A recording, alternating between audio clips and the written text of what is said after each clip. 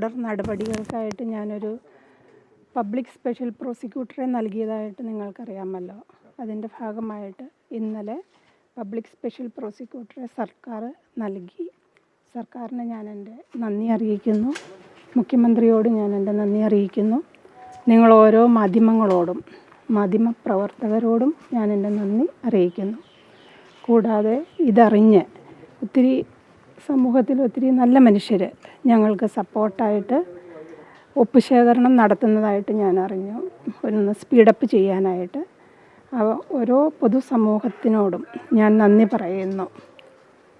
ഇതാണ് എനിക്ക് പറയാനുള്ളത്. എല്ലാവർക്കും നന്ദി. ഇതുമായി ബന്ധപ്പെട്ട്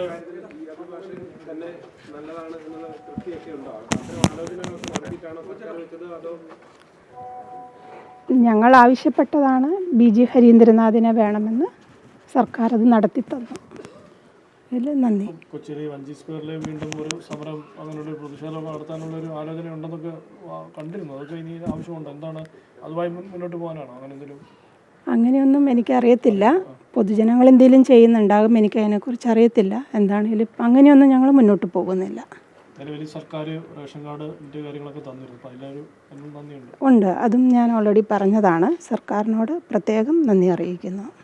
നമ്മൾ ആവശ്യപ്പെട്ട ആളെ തന്നെയാണോ ഇപ്പോൾ നിലവിൽ? അതെ, അങ്ങനെയാണ് തന്നിരിക്കുന്നത്.